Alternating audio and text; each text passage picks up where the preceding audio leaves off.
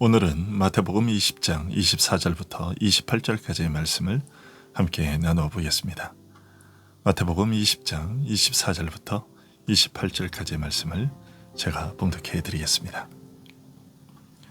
12 제자가 듣고 그 두 형제에 대하여 분히 여기거늘 예수께서 제자들을 불러다가 이르시되 이방인의 집권자들이 그들을 임의로 주관하고 그 고관들이 그들에게 권세를 부리는 줄을 너희가 알거니와 너희 중에는 그렇지 않아야 하나니 너희 중에 누구든지 크고자 하는 자는 너희를 섬기는 자가 되고 너희 중에 누구든지 으뜸이 되고자 하는 자는 너희의 종이 되어야 하리라. 인자가 온 것은 섬김을 받으려 함이 아니라 도리어 섬기려 하고 자기 목숨을 많은 사람의 대속물로 주려 함이니라. 아멘. 요한과 야고보의 어머니는 두 아들을 위하여 예수님께 꿇어 엎드려 자기 아들들을 주의 좌우편에 앉게 해달라고 요청했습니다. 이 간청은 주를 좇는 자에게 약속하신 그리스도의 통치 권세와 영광에 참여하는 은혜를 모든 사람들보다 뛰어나게 입고자 하는 소원을 아는 것이었습니다. 그런 점을 생각해 보면 요한 형제의 요청이 가상한 것처럼 보이지만 예수님께서는 그들에게 너희 구하는 것을 너희가 알지 못하는도다 라고 책망하셨습니다. 예수님의 그 책망은 결국 그들이 자기를 부인하고 주를 따르는 자들에게 약속한 내용을 오해하고 있었다는 지적이었습니다. 주님의 권세와 영광에 참여하기를 원하는 자는 주를 위한 고난에도 함께 참여해야 한다는 것을 전제하고 있는 것이었습니다. 즉 영광과 고난은 서로 떨어질 수 없이 함께 가는 것임을 그들이 알지 못했다는 것을 지적하신 것이었습니다. 그럼에도 그들은 주님의 잔이 의미하는 바를 정확히 알지 못한 채 주께서 마시는 잔을 함께 마실 수 있다고 대답했고 주님은 그들이 그렇게 될 것이라고 말씀하셨습니다. 즉 그들 역시도 후에 주님을 위한 고난을 받게 될 것이라고 하셨습니다. 하지만 그보다 더욱 깊게는 주께서 당하신 고난으로 말미암아 얻게 될 부활의 영광에 참여하게 될 것을 알리신 것이기도 했습니다. 성령으로 중생한 새 사람으로 하여금 성령의 소욕을 좇게 하시며 거룩한 변화를 이루어가게 하시겠다는 뜻이었고 그리하여 마지막 날에는 점도 흠도 없는 영광스러운 모습으로 주 앞에 서게 하실 것이라는 뜻이었습니다. 그런데 요한과 야고보 그리고 그들의 모친이 예수님께 이런 요청을 했다는 것을 들은 제자들은 요한과 야고보에게 몹시 분개했습니다. 그러자 예수님께서는 제자들을 다 불러 모아놓고 그들의 마음속에 있는 부끄러운 욕심을 드러내시고 더 나아가 왜 주의 고난에 참여하는 것과 주님의 영광에 참여하는 것이 서로 분리되지 않고 하나인지 그 이유와 깊은 뜻을 설명해 주셨습니다. 우선 다른 10명의 제자들이 요한과 야고보에게 분개한 이유를 생각해 보면 요한과 야고보의 속셈이 다른 사람은 제쳐놓고 자신들만 이익을 보려고 하는 이기적이고 부당한 것임을 알았기 때문이었습니다. 하지만 분개하는 다른 10명의 제자들의 마음 역시도 요한과 야고보의 마음과 다르지 않았습니다. 그렇지 않았다면 그들이 두 사람에게 분개하지 않았을 것입니다. 얼마 전에도 천국에서 누가 더 크냐는 문제로 다툰 적이 있었는데 그런 사실들은 결국 12 제자들 모두가 더 큰 지위와 권세를 누리고픈 욕망을 가지고 있었다는 것을 보여줍니다. 즉 요한과 야고보뿐만 아니라 12 제자들 모두가 주님의 고난과 영광의 참된 의미에 대해 오해하고 있었던 것이죠. 그들은 주의 통치 권세와 영광을 취하는 방식을 세상의 방식으로 생각하고 있었던 것입니다. 이런 그들의 마음과 태도를 보신 주님은 그들을 불러 모으시고 이방인의 집권자들이 그들을 임의로 주관하고 그 고관들이 그들에게 권세를 부리는 줄을 너희가 알거니와 너희 중에는 그렇지 않아야 하나니 너희 중에 누구든지 크고자 하는 자는 너희를 섬기는 자가 되고 너희 중에 누구든지 으뜸이 되고자 하는 자는 너희의 종이 되어야 하리라고 말씀하셨습니다. 세상의 방식과 하나님 나라의 방식은 다르다는 것을 알려주신 것이죠. 세상에서는 큰 자들이 섬김과 높임을 받으려야 합니다. 이것을 위해 이를 악물고 공부도 하고 돈도 벌고 권력도 얻고자 하는 것이죠. 하지만 예수님께서는 너희 중에는 그렇지 아니하다. 즉 하나님 나라에 속한 자들은 그렇지 않다고 하셨습니다. 섬김과 높임을 받으려는 본능과 같은 욕심을 부인해야 한다는 것이었습니다. 그러나 이 말씀 역시도 그것보다 더 깊은 뜻을 담고 있는 말씀입니다. 이 말씀은 천국에서는 크다 하는 것에 대한 이해 자체가 완전히 다르다는 것을 가르치신 것입니다.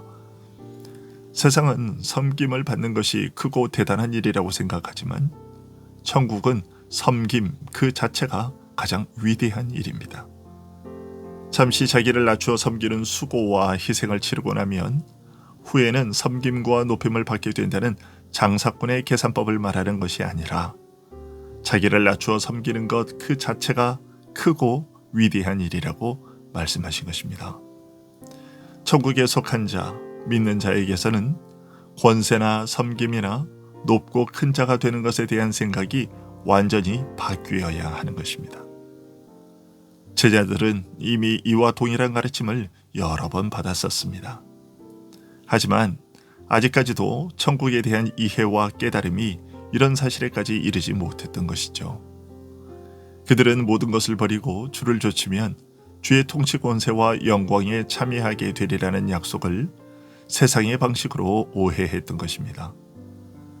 제자들이 생각하고 바라던 통치 권세와 영광에는 섬김의 수고와 고난과 희생이 들어설 여지가 없었습니다. 그들에게는 고난과 영광이 결국 같은 것이라는 깨달음이 들어설 틈이 없었습니다.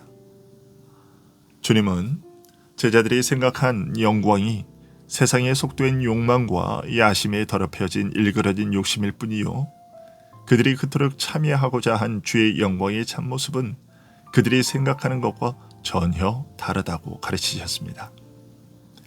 인자가 온 것은 섬김을 받으려 함이 아니라 도리어 섬기려 하고 자기 목숨을 많은 사람의 대성물로 주려 함이니라고 하신 말씀이 그것입니다. 예수님께서는 하나님의 아들로서 하나님의 백성을 다스릴 메시아로 오셨지만 결코 섬김을 받으려는 생각이 없으셨다고 말씀하십니다.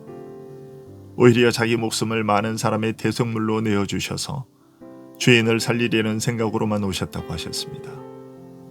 이런 사실을 보면 주께서 말씀하신 대로 예수님에게서는 고난과 영광이 따로 분리되지 않습니다. 물론 예수님께서는 십자가 고난을 받으시고 그 후에 메시아의 영광에 들어가신 것이 사실이지만 엄밀하게 말하면 주님의 고난과 다스림과 권세와 영광은 하나이며 따로 분리될 수 없는 것입니다. 우리는 자칫 신령한 일은 무조건 좋은 것이고 거기에 잘못된 것이 개입될 염려가 없다고 섣부르게 판단하기 쉽습니다. 하지만 요한과 야고보를 보면 그렇지 않습니다. 그들은 완전히 부패하고 악한 세상 일을 구한 것이 아니었습니다. 주를 좇는 자는 주의 통치 권세와 영광에 참여토록 해줄 것이라는 귀한 약속에 자신들이 중요하게 쓰임받고자 했던 것입니다. 하지만 이 일에 무지와 세상에 속된 것이 끼어들게 되었습니다. 거룩한 교회의 직분, 그리스도의 통치 권세와 영광에 참여하는 신령한 일에 세속적인 생각과 욕망이 섞여 든 것입니다. 그래서 겉으로는 신령한 모습을 하고 있으되 실은 속되고 부패한 욕망으로 가득한 부끄러운 청을 예수님께 드리게 된 것이죠.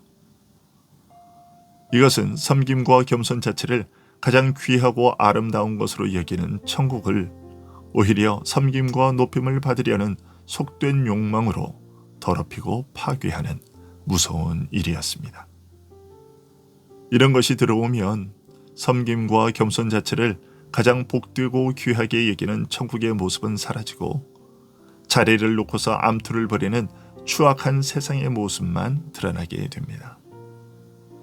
교회에서 누가 높은가 서로 견제하고 질시하며 다투는 모습을 보게 되는 것은 바로 이런 이유 때문입니다. 심지어 교회 직분을 두고서 돈으로 표를 사는 경우도 있는데, 이런 자들은 네가 하나님의 선물을 돈 주고 살 줄로 생각하였으니 내 은과 네가 함께 망할지어다 라는 책망과 저주를 듣게 될 것입니다. 교회의 직분을 맡고자 하는 자는 누구든지 우선 그 직분이 섬김을 위한 것이라는 사실을 확실히 마음속에 새기고 있어야 합니다. 은근히 사람들의 인정과 높임을 받고자 하는 속셈을 숨기고 잠시 겸손한 척, 섬기는 척 하는 것이 아니라 세상에서 물들어 뼛속까지 젖은 속된 욕망과 야심을 완전히 끊고 그 생각과 마음과 자세를 완전히 바꾸어야만 합니다. 권세와 지위에 대한 욕심은 우리의 본능과 같습니다. 우리는 날마다 세상과 접촉하면서 그 영향을 받아 끊임없이 이런 유혹과 충동을 받습니다. 따라서 오랜 연단을 받아 이제는 신뢰할 만하다고 판단되는 사람을 직분에 세워야 합니다.